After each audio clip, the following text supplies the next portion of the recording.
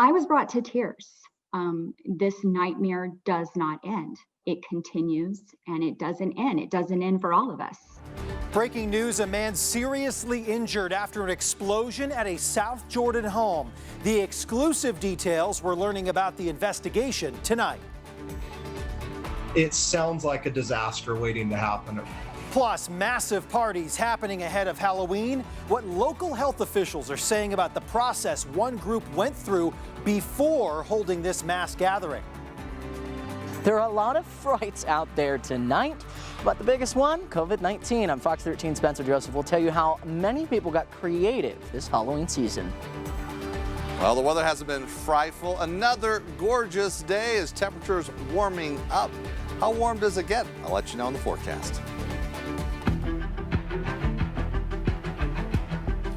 Brian Schnee here with breaking news tonight. A man has been critically hurt after an explosion at a South Jordan home. That home belonging to a suspect behind a bomb scare earlier this summer. South Jordan firefighters say the victim suffered critical injuries to his legs after the explosion. Now, that explosion forced 3 nearby neighbors to evacuate. Turns out the victim is the cousin of Ryan McManigal. He's been locked up ever since explosives in his home forced his neighbors to be evacuated back on Pioneer Day. That incident came after he shot at police during a standoff. Fox 13 confirming this news with McManigal's sister in an exclusive interview. She tells us her cousin stepped on a booby trap that caused the explosion. I think the bomb squad did their job. I do believe that Ryan was very vindictive and manipulative. I think he is in a paranoid mental state, and he threatened me that he was going to set up booby traps. He told me that he was going to set up booby traps in my mom's house in Vegas. So it does not come as a surprise to me that he would do this in his own home. At this point, authorities say there is no threat to the public. We'll continue to bring more updates on this story as we learn more. The state of Utah saw another 1,700 new cases of COVID-19 today, which means 21% of the tests that were taken came back positive.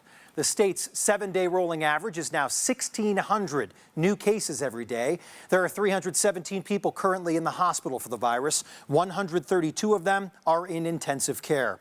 2 more men, 1 more woman died due to the virus today. 1 man from Duchesne County under the age of 44. 1 woman from Utah County was younger than 64. And 1 man from Washington County older than 65. Utah's governor met with the head for the Center for Disease Control and Prevention and White House coronavirus coordinator to discuss COVID-19 in the state of Utah. There may be some new strategies coming for battling the deadly virus. Fox 13's Ben Winslow has more. The governor met with Dr. Deborah Birx, the White House's coronavirus task force coordinator, and Dr. Robert Redfield, the head of the CDC, for about 90 minutes. Fox 13 is told the federal liaisons offered some recommendations for Utah as COVID-19 cases keep surging and hospitals get closer to maximum capacity and healthcare workers become overwhelmed. They're pleased that most of Utah is under a mask mandate with the new transmission index. It was something the White House recommended. We're told there were no recommendations for any further restrictions on businesses or any lockdowns because that's not the source of COVID-19 spread right now. It's social gatherings that are believed to be the biggest driver of the latest surge of COVID-19 cases in Utah and across the nation. So the state is planning to push people to limit their gatherings to only those in households. Right now, counties in the high restriction levels can only gather in groups of 10 or less. The feds also offered suggestions for increased targeted testing to determine the true spread of COVID-19 in our communities. At the governor's mansion, Ben Winslow, Fox 13 News, Utah. The group behind those large parties with college students in Utah County last month is back at it again.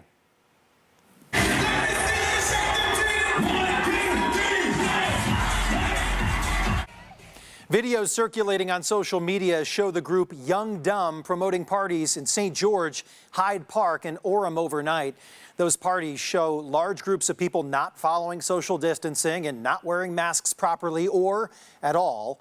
The Bear River Health Department says they spoke with group organizers at Young Dumb. The group claimed they were going to be following protocols set by the state. If in fact these videos are real, then this party, absolutely, it was a complete disregard of everything they said they would do, and a disregard for any sound public health practices that should be in place here. The Bear River Health Department also clarified they only review requests to hold events like these parties that took place, and that they do not hold the power to approve or deny such an event. One of the creators of Young Dumb posted on the group's Instagram page that they are not holding any parties on Halloween after BYU leaders threatened to expel him from the university.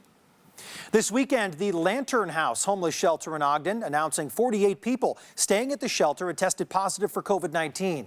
Fox 13's Diego Romo shares what the facility and county health officials are doing to manage the outbreak. When you have 300 people living in an environment like this, we knew that it would probably happen. Lantern House Homeless Shelter is the largest shelter in the state. Lantern House has the capacity of 330 individuals. On October 23rd, the shelter had its first positive case of COVID-19. Anyone who was a close contact with that individual were also tested. By October 26th, we also found more individuals that were symptomatic, and we tested. In a statement sent to Fox 13, the Lantern House shelter said by Friday they had conducted 220 tests and found 48 total cases. Once we had 3 confirmed cases, the Weber Morgan Health Department did use the word as an outbreak. Melissa says both Lantern House and the county health department acted fast to prevent further spread. At that point, we knew with enough people who were becoming symptomatic at the Lantern House that we would probably have to do something relatively quick. If people are negative, we've been moving them off-site to maintain their safety, which allows them to continue to receive the services they need. Those who are symptomatic or positive, they are remaining at the Lantern House and put into an isolation wing. There have been 2 deaths since the first positive test, but they have not been officially linked to the outbreak. This time, both deaths are still under investigation. She said the reason the Lantern House is finally seeing their first case months after the start of the pandemic is due to the health protocols that were already in place. The shelters have been doing a phenomenal job in their response to this pandemic. The Weber Morgan Health Department and Lantern House will continue to isolate people who are symptomatic at the shelter until they have determined everyone affected has tested negative for COVID-19. In Ogden, Diego Romo, Fox 13 News, Utah. 2 days after protesters gathered at state epidemiologist Angela Dunn's home, Salt Lake County Mayor Jenny Wilson spent the day showing healthcare workers just how much they mean to the county. Many people spending their Halloween celebrating and trick-or-treating, but with the continuing pandemic, healthcare workers don't get the day off. So Mayor Wilson visited and delivered treat bags and spoke to workers to make sure that they know their work is appreciated. For every one negative comment, there are thousands of us that believe in you, that thank you, that appreciate you, and that know that you are, the heart of this movement for our community to be safe again and healthy again. The mayor visiting 8 different locations, including the Maverick Center testing site and places where workers were handing out flu shots. Halloween has been difficult in the year 2020, with most places in Utah on high risk levels. Many were nervous, but Fox 13's Spencer Joseph traveled around today to see how many trick-or-treaters decided to get out in the community. The CDC is saying, quote, people should not be participating in in-person Halloween activities or handing candy out to trick-or-treaters. But that didn't stop people in Herriman from actually getting really creative on how to give candy out this Halloween. It's a Halloween like never before. Happy Halloween! Not because of the spooky costumes or creepy decorations, but because of a creature called coronavirus that's scarier than any fright. I'm sure there's some parents that feel nervous about Halloween. But many decided to brave the conditions because otherwise it would have been boring. We would have just been sitting at home. Everyone we talked to said tonight was for the little ones. It's definitely been a tough year, and probably especially so for the kids. The more normal we can keep their routines in their life, the better. Some people were wearing masks or using hand sanitizer to help in their Halloween spoils. But those handing out candy also had some tricks to help get out the treats. Hi guys! If you want to put your bags at the bottom of the treat slider, I'll give you some candy. It's nice to have options like people can do, safe social distancing, and still be able to trick or treat and have fun. This is Amy Bridge. She created the 2020 slider as a way to make sure everyone is safe. More than 6 feet away from the door, so it makes it super easy for us just to slide the candy down and allow kids to still come trick or treat. Amazing. Oh my. We just wanted to make sure that anyone who wanted to come could. And around this community, we saw many inventions like this with people using creativity to combat COVID. Yeah. And with lots of firemen and princesses to give candy to. Are you looking forward to lots of candy this year? Yeah. 2020 and coronavirus can't stop the creativity of Halloween. For sure, it's been a weird year. And I do want to mention that there was an equal number of houses that did not actually hand out candy for safety reasons. But during this COVID-19, this is your friendly reminder to stay safe out there, keep good hand hygiene and social distance, because COVID-19 is scarier than any fright we've seen tonight. In Harriman, Spencer Joseph, Fox 13 News, Utah. Happy Halloween, Breck Bolton. Trick-or-treaters out and about this evening. They were under a blue moon. What a treat. That's right. Second full moon of the month. And of course, timely happening here on Halloween. I want to share a photo coming in from a viewer. This is Jason Robinson highlighting, beautiful moon. It was bright. It was full. And an opportunity to get out with the weather just cooperating all day long. We found afternoon highs above normal. It was clear. It was sunny. It was nice. A great extension of fall, where as we look at the official highs across the state, we got up in the low 60s in Logan, mid 60s in Salt Lake City. Now, on average, we should be in the upper 50s at this time, at least through Halloween, the first week of November. So experiencing 60s, that's definitely a treat. Getting up into the 70s, though, as you look from Milford, Cedar City, all the way down through St. George. So pleasant weather. It does continue on. Of course, we had to climb out of that winter weather starting off the work week, but heading into the weekend, yeah, we'll take it for sure. Now, let's take a look at your temperatures right now. Maybe some of you still doing some late night trick-or-treating. Hopefully not. Those things are wrapping up. But temperatures still above normal. Cool out there. We're in the mid-40s at this hour. Winds are calm. We're expecting to see clear skies tonight. Temperatures dipping down, though, as we look towards the upper 30s and 40s across northern Utah. But it is clear, not a cloud around. As we look across the state, high pressure beginning to build in, and that'll keep it clear for your forecast tonight. Expected low as you wake up tomorrow morning heading out the door. Of course, we get daylight a little bit earlier. We have to be talking about that daylight savings. Yeah, we're setting our clocks back. Whereas we look for tomorrow morning, we're starting off in the low 40s. Clear start to the day, keeping it clear, but there is a storm that we're looking at as we look at that 7-day forecast. When does it potentially hit? I'll let you know coming up. Thanks, Breck. We'll see you in just a few. Still ahead, a controversial Facebook group taken down and then put back online. The bizarre circumstances behind what brought back Utah Business Revival to the social network. And new details on the push to bring the Winter Olympics back to the state of Utah. What's in the works to keep people safe if the games come here to the Beehive State? Now to a developing story involving a controversial figure that's gained a lot of notoriety during the pandemic. The Utah Business Revival Facebook group is back online after the group's leader says it was taken down. Eric Mustos says his group has just hit 25,000 members. He did that last night, but when he woke up this morning to make a post, his group was deleted from Facebook, he says, without any explanation. But in a Facebook Live video posted this afternoon, Mustos says Utah Senator Mike Lee told him over the phone that he personally called Facebook founder Mark Zuckerberg to restore the page. If we're to a place where a group on Facebook that is actively trying to promote small business, that is having disagreements with how the government is regulating things and showing a different side to it, if they're getting deplatformed, we truly have lost our liberties. Utah Business Revival has been in the headlines for months after planning what they claim to be the first concert in America since the pandemic began with country music singer Colin Ray. The group's goal is to keep the economy going despite the push from public health leaders to stay home. We'll continue to follow this story as we learn more. Two families are out of their homes tonight after a fire in Taylorsville. When fire crews arrived, they found the carport at 2023 West Kirkham Way fully engulfed in flames, and the fire spreading to the connected home there and the neighbor's attic. Crews were able to save both homes, but the carport was destroyed. Cause of the fire remains under investigation. And firefighters in South Salt Lake also busy putting out a house fire today. This one happened at the 300 block of Sunny Place. That's near 3rd East and 39th South. Fire crews say a man and several pets were forced from the home after the fire started in the basement and spread throughout the home. The man has been hospitalized for smoke inhalation injuries. Today, members of the Church of Jesus Christ of Latter-day Saints gathering in Taylorsville for the groundbreaking of a new temple. Each house of the Lord invites us to seek holiness to the Lord. Each house of the Lord is a blessing in its community.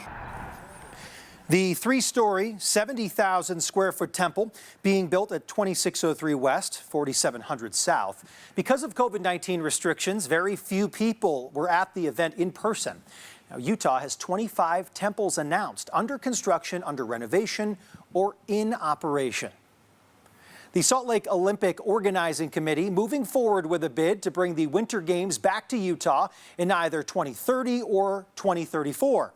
Fox 13's John Franke explains how the experience of the 2002 Games is helping organizers plan for the unexpected and what has become a rapidly changing world. I think a lot of athletes were in a bit of shock. The COVID-19 pandemic has done something in 2020 that was a real possibility back in 2002. Former speed skater Catherine Rainey Norman remembers it all too well. I related back to, the 9/11 attacks when those happened here going into the Salt Lake City game. I was an athlete then, and a lot of us wondered, are the games going to go forward? The Summer Games that were supposed to take place in Tokyo in July have been delayed to 2021. A glaring example of why Catherine and others working to bring the games back to Utah must prepare for the unexpected. Everything's changed. It really has. We thought we were well prepared in 2002, which we were, for all kinds of contingencies, but we didn't see this one. COVID paused the 2020 games, but the virus is not stopping Salt Lake's committee to bring the Winter Olympics back to Utah from moving forward. We did work on our end.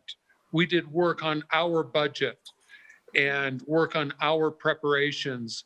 Some of the objectives of future games were shared by the organizing committee in this PowerPoint at a recent meeting. They include engaging the people of Utah and creating an economic impact of $6 billion. That was similar to what we had in 2002, and it really is job creation. It's some construction, a lot of tourism. The committee wants to achieve all of this while focusing on what may be the most important part of that list these days: minimizing risk. What we have to do is redesign our games in terms of flexibility and risk management so that no matter what happens, we can address those issues. There's no telling what the future holds. I'm excited to see, and again, I think here in Utah, we have been very, very creative at how we can bring sport back. But staging the 2002 Olympics in the shadow of 9/11. And we had to dive in, work through all the issues, especially around security, how we could keep people from around the world safe. And we were able to do that and ended up with spectacular games. May provide the blueprint for Utah's committee to be best positioned to handle whatever life throws at us a decade down the road. It really is kind of challenging, but exciting at the same time to kind of reimagine what's possible in putting a games together. In Salt Lake City, John Franke, Fox 13 News, Utah. A national project targeted Salt Lake City today with the message, "Together we are stronger." During this successful, or rather stressful year, organizers of the Together Project worked to come up with a way to spread a sense of hope, joy, and togetherness. So today, a plane carrying their message visited Salt Lake City. Organizers say they hope to help people realize that we are, as a nation, not as polarized as we may think.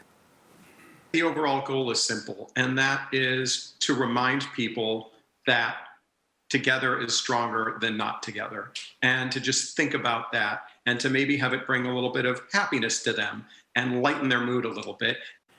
The Togetherness Project is planning to bring their message to nearly every state in the nation. To see how you can get involved, visit our website, fox13now.com. We'll have a link there.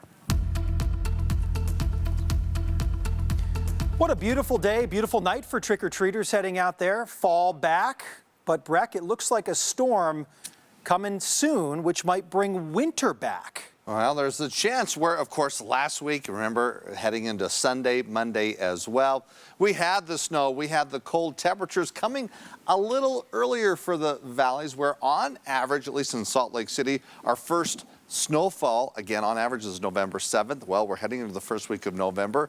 So there's no surprise that as we bring in these storms, yeah, they have the potential to bring some snow, but we didn't see it today. It was gorgeous. Really couldn't ask for a better Halloween day into the evening, highlighting some of the beautiful weather, coming in with a photo. Chris Williams showcasing the roadway there, traveling through Santaquin Canyon with the fall colors. Well, a lot of the leaves knocked down, some of those colors fading, but can still see some yellows, some reds as well. So that opportunity to enjoy fall, where yes, fall is hanging on. And actually, we're going to be on a warming trend as we move here over the next few days. But we're going to be talking about that storm on track, as we'll show you when that is expected to hit. But again, the official high in Salt Lake City, 65 degrees today. Our average high in the upper 50s. So as we look at that, the record high actually at 77 degrees, where there is a couple of days that we might get into the 70s here along the Wasatch Front. Though as we look at temperatures right now, at least in St. George, we're at 59 degrees, winds light,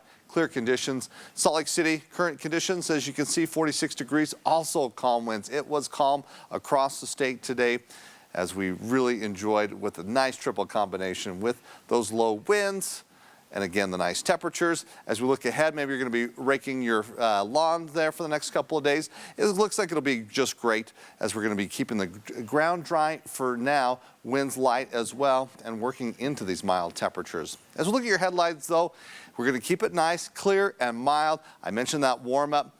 As we look at the approaching storm, it looks like next weekend is the target where we could really shake things up and bring moisture into the forecast, which we desperately need. Whether it's rain or snow, we'll take what we can get, but we're going to talk about what type of precipitation, at least the possibility is, looking towards next weekend. Right now, though, and for the rest of this weekend, it's going to remain clear, not a cloud around. We're going to keep the clouds away at least one more day. High pressure building in, but under that flow, there is some moisture in the upper atmosphere across extreme southern United States, which will creep into Utah as we head into Monday and Tuesday. Let's confirm that looking at the computer models. As we go throughout Sunday, Monday, we start to see that increased cloud cover. Central and southern Utah, the chances of the showers are not there. Possibly over the higher elevation, we might see a brief shower, very light, just not deep moisture tracking through, but it will bring clouds. As we'll clear skies, though, Wednesday and the Thursday, and we keep the storms away, as I mentioned, throughout the whole work week. As I move the clock, though, all the way until the weekend, there's the next storm. It's impressive. It's packing in some cold air. Look at the color scheme there. Looking at the precipitation where you see blue, the possibility of seeing some snow. Now it's looking like across the valleys and the mountains. It's not cold enough that I don't see maybe a lot of accumulation, but definitely a mixture of rain and snow in the forecast, as we'll be dropping temperatures, especially as we move into Sunday of next weekend.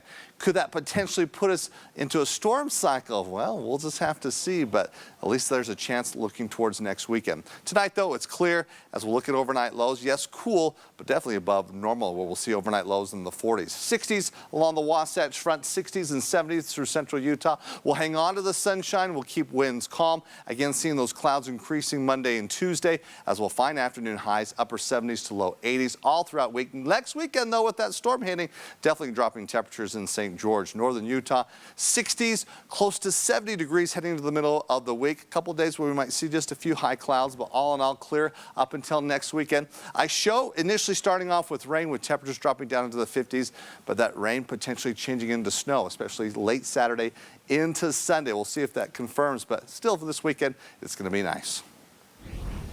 Looks like a good week. Thank you, Breck. A local brewery grabbing a major national award. Grid City Brewery giving us a behind-the-scenes look at what it takes to walk away from the Great American Beer Festival a winner when we come back. Thanks for staying with us tonight. A local brewery getting some well-deserved attention from across the country after winning a medal at the Great American Beer Festival this year. Fox 13's Haley Higgins takes us to Grid City Beer Works and shows us the beer that won. It was surreal at first. Head brewer at Grid City Beer Works remembers the moment his beer took home the award. Because we were sitting here just drinking a beer, watching the award ceremony go on, and just to hear our name out of the gate, it was pretty amazing. Gross says his Honey Cream Ale honey beer, the one that won bronze at the Great American Beer Festival, took some time to perfect. So this is one we worked several times over. We're talking, we probably brewed it over 50 times. The category they won, a honey category. And we are the honey state, you know, the beehive state, so it kind of fits, right? Gross says his beer was competing against beers that exemplify honey and honey characteristics in a style of beer. And with his Honey Cream Ale only being 5%, competing against 7 and 9% beers, he says the bronze win is extra satisfying. So you have to be a more skilled brewer to brew a beer at lower alcoholic strength. So it is like we are, you know, reveling in this a bit because, you know, it's easy to hide flaws in high alcoholic beers with extra hops. So what does the Honey Cream Ale taste like? I don't want to say Honey Nut Cheerios, but it's malty, honey, kind of savory, sweet kind of thing, but it's actually a dry beer. Some other Salt Lake brewers took home wins at the festival. Proper Brewing Company won the gold medal for its Proper Beer English Ale, and Templeton Family Brewing won bronze with its Granary Keller beer. As far as what's next for Gross and Grid City Beer Works, we have all kinds of things in the works. We have we just released our rosé seltzer, and we have a barley wine coming out for Christmas. Haley Higgins, Fox 13 News, Utah. The Great American Beer Festival judges nearly 9,000 beers in 170 different styles. Salt Lake is a top 10 city in medals claims since 2005. This year, however, Salt Lake tied for 11th in the country with 3 medalists. We're just days away from Election Day, but at the end of the day, we may not have a clear winner. We're taking a look at just how long the vote count could take and what comes next. And later in sports, college football was king on Halloween. Trickeration certainly on hand for a late one at BYU. Plus, Utah State got to lace up for the first time in Logan. Highlights against San Diego State in a bit.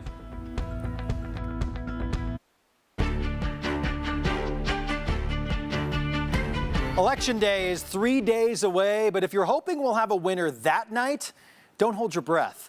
As Britt Conway reports, the counting will go on even after the voting is over, and that's nothing new. Election Day is November 3rd. Very nice if a winner were declared on November 3rd. But even if there's a projected winner, we won't know the official result that day. And CNN analyst Jessica Huseman says that's nothing new. We've actually never known the results of election night on Election Day, and this year won't be any different. It has to do with how states count votes. The first state to certify its election results is Delaware, and that doesn't happen until 2 days after the election. Then there's the 21 states and D.C. that accept ballots postmarked by Election Day, even if they arrive after November 3rd. States actually have until December 8th, the safe harbor deadline. It's a federal law that's been around since the late 1800s and says states must resolve any election disputes and finalize tallies 6 days before members of the Electoral College gather to cast their ballots, which means early results could look very different from the final outcome. And as former Vice President Al Gore explains, the swing will be even wider this year. There may be what's called a red mirage. The people who vote on the day of the election may be more in Trump's favor, and then a blue shift as the mail-in ballots are counted. Again, more of them this time than ever before. Especially considering some key battleground states, Iowa, North Carolina, Ohio, Pennsylvania, and Texas, are among the states that accept postmarked ballots that arrive after Election Day. We have to be patient and let the votes be counted. I'm Britt Conway reporting. BYU eked out a win over Western Kentucky for the nation's best mascot over the spring. The two programs meeting on the gridiron in the fall, but this time the 11th ranked Cougars were considered the heavy favorite. The spread at 30.5 going in. Speaking of the mascots, some claim they're the reason the game even got set up in the first place. Tyler Algier got it going for Blue, and that was followed up by Dax Milne's third straight game with a touchdown. Number 6 on the season from Zach Wilson to lift Brigham Young up 14-3 after one. The Hilltoppers moving, but Gage Williams going to drop it right here before the knee goes down. Isaiah Kafusi eventually pops out with it, leading to Wilson eyeing 6 more, getting jiggy with it before crossing go untouched. More damage coming in the opening half. Wilson and Lopini Katoa connecting for a 42-yard score. They tally touchdowns on all 5 possessions in the first half, and they lead right now, the Cougars, through 35-3 in the third. The big one for the Cougs is next week in Boise. 25th ranked Boise State at Air Force today. The Falcons double up 14-7 after the Matt Merla run, but the Broncos did soon figure things out. Across that same goal line is Andrew Van Buren. Orange piling on the Halloween candy from there. Handsome toss. Jack Sears to C.J. Thomas in the third, adding an 88-yard kick return as well. 49-30 the final score. Utah State got roughed up by the Broncos a week ago. Gary Anderson hoping for a better result in the Aggies' home debut tonight against San Diego State. The Aztecs projected to take the Mountain West Division, so another tough draw for USU. The Roadies on the board first after the Carson Baker root beer float to Kobe Smith. Meanwhile, nothing doing for the Aggies. That is until the very last play of the half. Jason Shelley has to go in zone, where this has Sports Center Top 10 all over it. Devin Tompkins extending. If only they could repeat that magic, because the momentum did not carry into the second half. Greg Bell on San Diego State's first drive, fights across, and then new Bell this time. Chance Bell gets to the corner and turns her up. Utah State down big in the fourth. How would top-ranked Clemson respond with Trevor Lawrence in quarantine? Not good early, inches from the goal line. Instead, it's going 97 the other way for Boston College. Brandon Sebastian returns the fumble to lift the Eagles up 14 on the road. Make that 28-10. Phil Jurkovec, then C.J. Lewis with the juggler. But whatever Dabo Swinney said in the locker room, perhaps that's why they pay him $9 million a year. He got the Tigers going. Lawrence's replacement, DJ Uyongale, with the give to Travis Etienne. Clemson adding the game with 24 unanswered, capped by a safety to survive the upset. How about a Big 12 shootout in Stillwater? Texas needs to cross the pylon here, down 5. Sam Ehlinger on the bend locates Jake Smith. The 2-point putting the Longhorns up 3. 6th-ranked Oklahoma State forcing OT with an Alex Hale kick, but the extra point, extra period rather, all burnt orange. Ehlinger due north this time. His guy Josh Moore takes a lick but holds on. Last chance Cowboys, but the Horns are coming, and they get to Spencer Sanders to complete that upset. And finally, RSL has come to a mutual agreement with Sam Johnson to terminate his contract. Earlier this month, Johnson hosted large parties at his West Jordan home, one of those involving a man getting shot. He'd scored 10 goals over 2 seasons here in Utah, but had been suspended from the club since the 12th of October. Brian? Busy day of football today, busy tomorrow as well, an NFL doubleheader right here on Fox. Thanks for joining us for this late edition of Fox 13 News at 9. Modern Family is up next. Have a great night. We'll see you tomorrow.